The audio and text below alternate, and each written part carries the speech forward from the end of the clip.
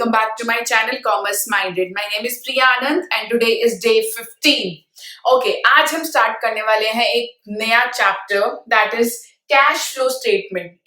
अब हमने chapter number 1 से बैलेंस शीट करी है, प्रॉफिट एंड लॉस करा है.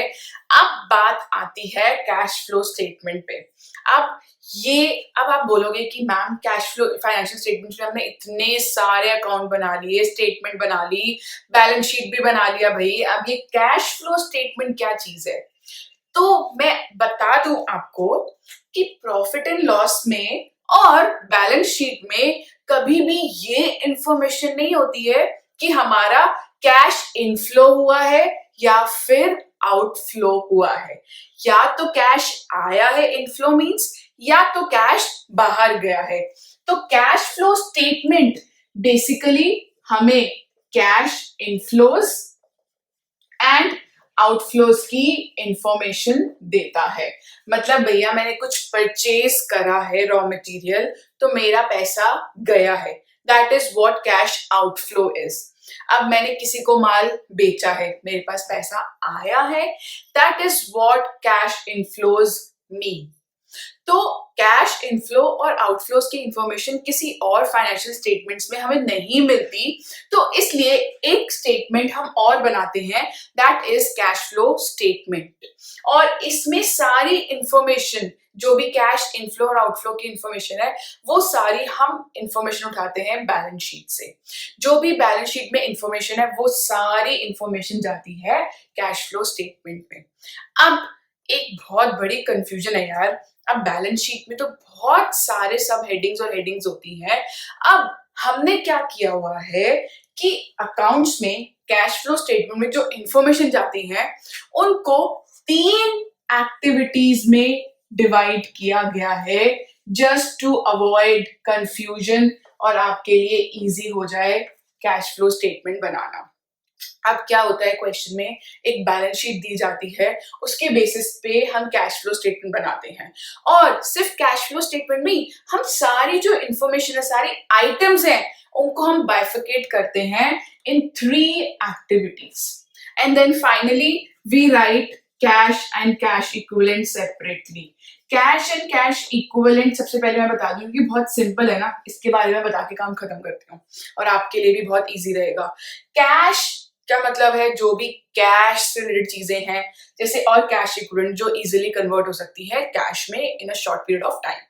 अब कैश इन हैंड हो गया, कैश एट बैंक हो गया, ये सब कैश की चीजें. कोई करंट इन्वेस्टमेंट करिए, कोई मार्केटेबल सिक्योरिटी पे इन्वेस्टमेंट करिए या सेल करिए कोई करंट इन्वेस्टमेंट, वो सारी कैश इक्विवेलेंट का पार्ट होता है.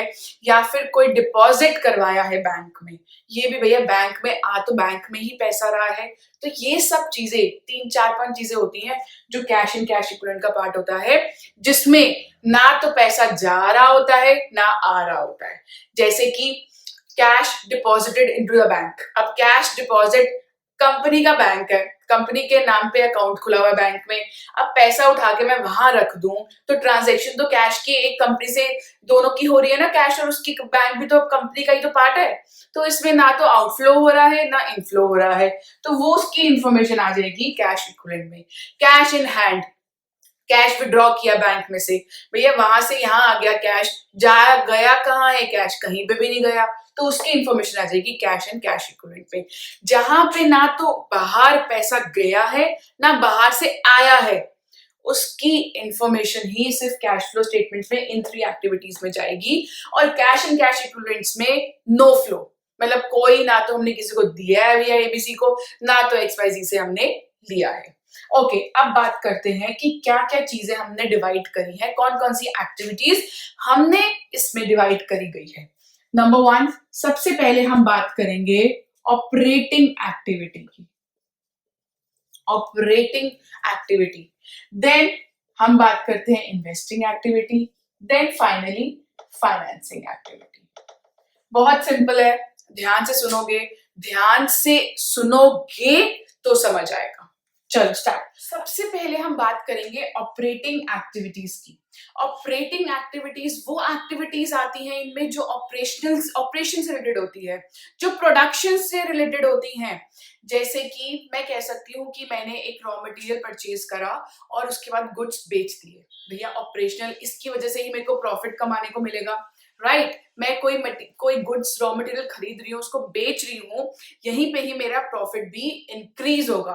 तो इसलिए यहाँ पे ऑपरेटिंग एक्टिविटीज में वो सारी चीजें आती हैं जो ऑपरेशन से, जो प्रोडक्शन से रिलेटेड होती हैं। In short I can say जो भी करंट एसेट्स और करंट लायबिलिटीज का पार्ट होता है बैलेंस शीट में, वो सारी आइटम्स हमारी ऑपरेटिंग एक्टिविटीज का ही पार्ट होती हैं। जैसे कि मैंने सैलरी दी, वेजेस दिए वर्कर्स को, भैया प्रोडक्शन कर रहे हैं तभी तो वेजेस मिल रहे हैं उनको, ये सारी चीजें हमारे ऑपरेशन का पार्ट है, हमारी प्रोडक्शन का पार्ट है। तो ये सारी हमारी हो जाएंगी ऑपरेटिंग एक्टिविटी। अब इसमें हमारा रिजर्व्स एंड सरप्लस भी इंक्लूडेड होता है। सरप्लस क्या है? जो हमने नेट प्रॉफिट में से एक एक्स्ट्रा सरप्लस निकाला है, that is what surplus is. क्यों नेट प्रॉफिट ऑपरेटिंग में आता है? तो भैया जो भी मैं goods purchase, raw material purchase करके जो मैं बेच रही हूँ, उसी से ही तो मेरा मेन प्रॉफिट कमा रही हूँ। मेरे बिजनेस की रेगुलर इनकम तो उन गुड्स की वजह से है, या कोई सर्विसेज मैं प्रोवाइड कर रही हूँ उनकी वजह से ही तो मेरा बेसिकली नेट प्रॉफिट कमाने को मिल रहा है। तो इसलिए नेट प्रॉफिट यानी कि रिजर्व्स एंड सरप्लस भी ऑपरेटिंग एक्टिविटी का ही पार्ट होता है। इन शॉर्ट करंट एसेट, जैसे कि कोई डेटर है, कोई स्टॉक है, कोई इन्वेंट्री है, या करंट लायबिलिटी में कोई क्रेडिटर है, या फिर कोई सैलरी आउटस्टैंडिंग है, ये सब चीजें मेरी आती है ऑपरेटिंग एक्टिविटी का ही पार्ट होता है, प्रोवाइडेड उसमें हमारा कैश इनफ्लो होना चाहिए या फिर आउटफ्लो होना चाहिए। अगर कोई फ्लो नहीं है तो भैया वो कैश इन कैश इक्विवेलेंट का ही पार्ट है। नेक्स्ट, इन्वेस्टिंग एक्टिविटी में हमारी इन्वेस्टमेंट्स हैं, long term investments.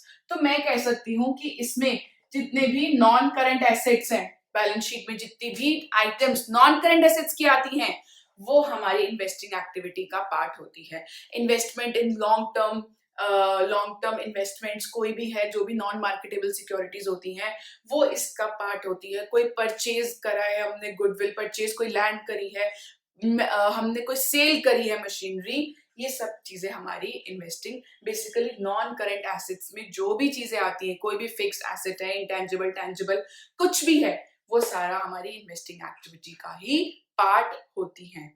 Last, financing, भैया पैसों से रिलेटेड।